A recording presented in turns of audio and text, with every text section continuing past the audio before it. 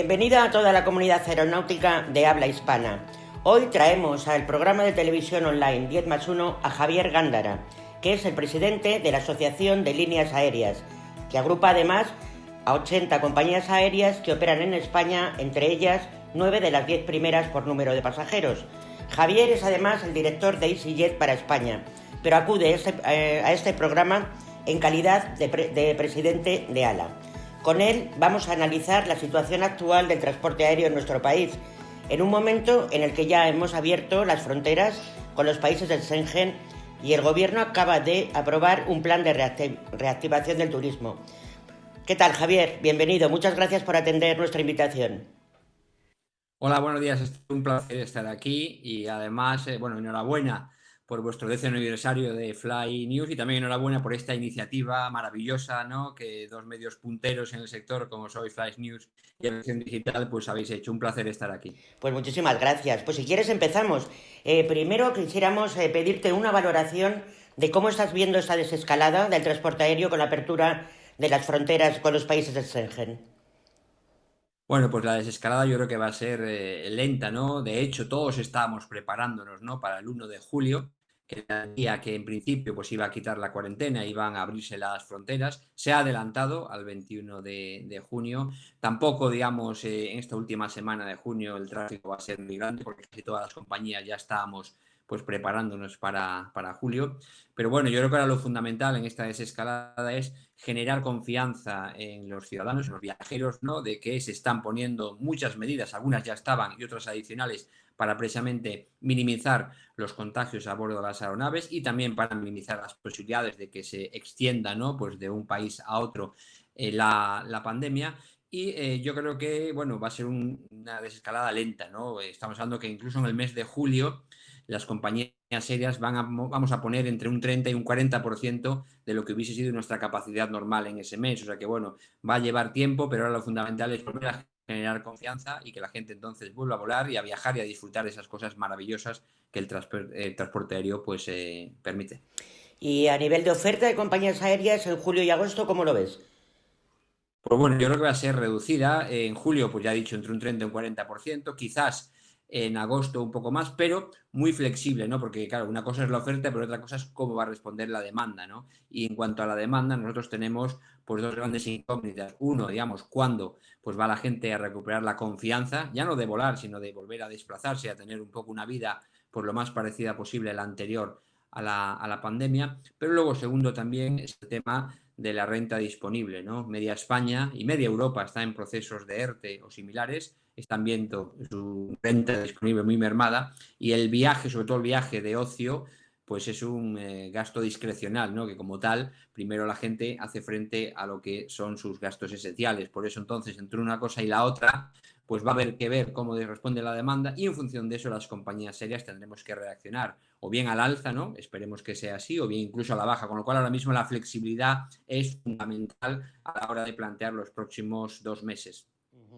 Sí, te agradezco que introduzcas términos de economía y algún concepto económico porque me gustaría también poner en contexto lo que representa la actividad del transporte aéreo en nuestro país. La actividad de compañías aéreas, aeropuertos, handling, por ejemplo, con datos de la Comunidad de Madrid, el aeropuerto de Adolfo Suárez Madrid-Baraja representa, dependiendo de los años, entre el 9,3 y el 10% del PIB de la Comunidad de Madrid. ¿Nos puedes dar cifras de lo que representa el transporte aéreo en España? Sí, bueno, el transporte aéreo en España es esencial. Primero para el turismo, ¿no? Como bien has dicho. De hecho, más del 80% de los turistas internacionales que nos visitan lo hacen por vía aérea. Luego, además, también, ¿no? Pues estamos hablando que el turismo representa cerca del 13% tanto del PIB como del empleo, ¿no? Pero eso es el turismo en general, ¿no? Pero si hablamos exclusivamente del transporte aéreo, pues según los últimos datos de IATA, ¿no? Esta pandemia porque puede, digamos, dar lugar en España a una reducción de más del 50% del tráfico aéreo, estamos hablando de más de 100 millones de pasajeros menos, y que eso pues, podría poner en peligro alrededor de 900.000 empleos que dependen directa o indirectamente del transporte aéreo y pues, suponer unos 15.000 millones de euros menos de facturación para el sector, ¿no? O sea, yo creo que se mire por donde se mire el transporte aéreo, es un pilar fundamental en lo que es la economía española y como tal, entonces, por eso hemos insistido en que es fundamental garantizar la supervivencia de las compañías aéreas para ahora poder entonces empezar a afrontar la desescalada y luego ya a continuación la recuperación, que se antoja lenta. Ujú. Sí, el gobierno acaba de aprobar un plan de reactivación para el sector turístico y sé que desde ALA habéis recibido bien este plan, pero también habéis hecho algún comentario al gobierno sobre medidas que consideráis suplementarias y necesarias para el transporte aéreo. ¿Nos las podrías especificar, por favor?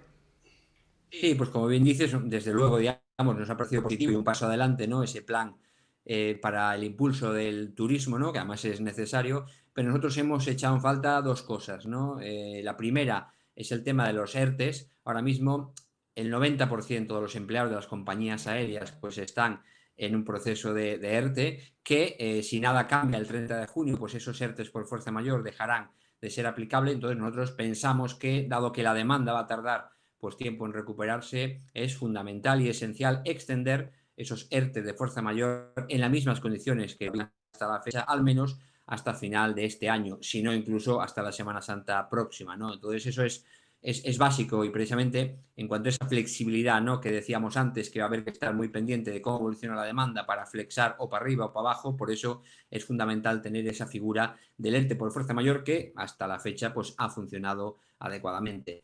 Y la otra medida que un poco hemos echado en falta es, nos ha parecido la rebaja, ¿no? De las tarifas aeroportuarias con ese esquema de incentivos que AENA ha presentado, ¿no? Una serie de reducciones en la tarifa de aterrizaje, pues bueno, nos ha parecido insuficiente, ¿no? Primero porque además establece unos umbrales mínimos, ¿no? En cuanto a recuperación de capacidad, que es difícil de ver, sobre todo para el invierno que viene, que ese umbral mínimo se sitúa en un 65% para poder empezar a tener pues algún tipo de reducción, pues es muy incierto, ¿no? En función de cómo evolucione. Creemos que debe hacerse un esquema pues más robusto y sin ningún tipo de umbral, ¿no? Y que desde el primer, digamos, vuelo, pues se tuviese reducción. Hay otros aeropuertos, por ejemplo, el caso del aeropuerto de Ámsterdam Schiphol, pues han establecido hasta final de año una reducción del 25% en la tarifa de aterrizaje, así ya desde el primer movimiento, sin ningún tipo de umbral, es bastante más predecible, entonces con eso ayuda a esa recuperación y en general lo que creemos es que habría que reforzar y tener pues unas reducciones más ambiciosas que no necesariamente tendrían que ir a la cuenta de resultados de AENA, como el caso de lo que han presentado, sino que creemos que el gobierno, en este caso, una de las mejores formas que tendría de ayudar a la recuperación sería pues compensar a AENA por esas reducciones adicionales, de forma que al final, sobre todo porque el tráfico que primero se va a recuperar es el doméstico y es el intraeuropeo, o sea, tráfico de corto y medio radio, que es el que es más sensible precisamente a las tarifas aeroportuarias. Y eso sería una forma del gobierno, digamos, pues poder colaborar. Entonces son esas dos cosas las que hemos echado de menos y esperemos que se pueda trabajar tanto en una como en la otra. Sí, en ese sentido me gustaría hacerte una pregunta fuera de guión. Me imagino que estaréis hablando continuamente con el Ministerio de Transportes y los ves receptivos hacia este tipo de medidas y sugerencias. Bueno, desde luego tenemos una interlocución muy fluida tanto con el Ministerio de Transportes como con el Ministerio de Turismo también y desde luego pues sí que nos escuchan. Lo que pasa que bueno, ahora habrá que ver realmente si eso se puede materializar en reducciones adicionales, sobre todo atendiendo a que al final el gobierno tiene que mirar por todos los sectores. Nosotros lo que un poco estamos diciendo es lo estratégico que es el transporte aéreo por todo lo que he mencionado antes. Entonces, bueno, esperemos que lleguen a buen puerto, ¿no? Y realmente se pueda entonces incentivar para que esa recuperación sea lo menos lenta posible. Sí, teníamos otra cuestión. Nos habéis explicado por activa y por pasiva que viajar en avión es seguro. Habéis explicado el sistema de reciclaje del aire de los aviones. Pero yo te quería hacer una pregunta. ¿Tú montarías o viajarías en estos momentos con tu familia en avión? Pues por supuesto que lo haría y de hecho, digamos, pues en julio probablemente voy a volar ya, ¿no? Y yo creo que lo importante precisamente es que la gente debe saber que debido a una serie de medidas que ya estaban en los aviones, pero la gente desconocía, como los filtros que hay a bordo de las aeronaves, como la recirculación del aire y muchas otras cosas, además de otra serie de medidas adicionales de mitigación, como el uso obligatorio de mascarillas, la limitación de los protocolos de servicio a bordo, la limpieza y desinfección regular de aeronaves, una serie de controles que se hacen en el aeropuerto de destino, a veces incluso en el de salida. Al final, lo que tratan todas esas medidas es de mitigar lo más posible los riesgos, de forma de que pues, los riesgos de contagio de COVID-19 COVID-19 a bordo de una aeronave sean mínimos y sean bastante menores que muchas otras cosas que hacemos en nuestra vida cotidiana, ¿no? Y yo creo que precisamente todas esas medidas van orientadas en ese sentido y es fundamental que la gente sepa que eso es así y que luego además según vayan evolucionando pues se irán cambiando, me imagino, y entonces una vez, por ejemplo, que se determinen a lo mejor y haya test rápidos pues más fiables, ¿no? Y más rápidos pues a lo mejor pues se podrían también hacer o bien, digamos, pues aleatoriamente o bien al 100% de los pasajeros o en determinadas rutas que vengan de determinados orígenes. Yo creo que al final aquí es la aviación, si de algo tiene experiencias precisamente de la gestión y mitigación de riesgos, ¿no? Se ha convertido, ¿no? Por derecho propio en el modo de transporte más seguro en cuanto a seguridad operacional o safety y también, digamos, ahora lo va a ser en lo que ya se conoce como bioseguridad, ¿no? Y precisamente es el mismo enfoque de gestión y mitigación de riesgos. En este sentido también, esta crisis ha llegado en un momento en el que, por ejemplo, en Europa estaba siendo especialmente crítica con las aerolíneas por el tema de las emisiones. Y también se han oído durante la crisis ideas como que la gente no va a volver a vivir igual, que la gente no va a volver a coger aviones como los cogía. ¿Qué opináis vosotros en el sector? Bueno, nosotros pensamos que la sostenibilidad, desde luego, era una gran prioridad, digamos, antes de la pandemia y lo va a seguir siendo, digamos, después de la pandemia. Y por eso seguiremos haciendo todos los esfuerzos para conseguir que el transporte aéreo cada vez es más sostenible y para precisamente conciliar, digamos, el derecho, por supuesto, a medio ambiente y a tener un medio ambiente adecuado, pero también con el derecho a la movilidad y la libertad de circulación de las personas, ¿no? Nosotros pensamos, como decía antes, que volar como tal permite hoy en día a una inmensa mayoría de consumidores, ¿no? Ha dejado de ser un lujo hace algún tiempo, especialmente aquí en Europa. Entonces permite a una inmensa mayoría de consumidores el poder disfrutar de cosas que antes eran impensables, como conocer nuevas culturas, irse de vacaciones, irse a estudiar al extranjero, pues, en fin, todas las cosas, ¿no? Que permite el transporte aéreo. Nosotros pensamos que eso tiene que seguir siendo así, pero en ese caso de una forma más sostenible. Entonces aquí lo que se verá, yo creo, es que hay una serie de medidas, ¿no? De mitigación que se quedarán ya para siempre, otras que se quitarán, pero lo que no va a cambiar es el enfoque precisamente de hacer que la aviación siga siendo lo más sostenible posible. Y yo creo que la gente va a poder seguir eligiendo, que al final es lo fundamental, pues si va a querer, digamos, volar o no va a querer volar, que yo creo que es lo fundamental, que cada uno libremente toma la decisión que considere, ¿no? Pero como tal, no pensamos, y no lo pensábamos antes tampoco, que limitar, ¿no? Esa libertad pues sea lo adecuado, sino que lo que tenemos que hacer todos es trabajar juntos para que el transporte aéreo sea cada vez más sostenible y en eso estamos. Sí, por último, Javier, también se ha comparado mucho esta crisis con la crisis financiera de 2008, pero incluso los augurios son peores. ¿Nos puedes hacer una valoración final de diferencias entre crisis y crisis y cuál es la profundidad de la crisis en ese momento en el sector?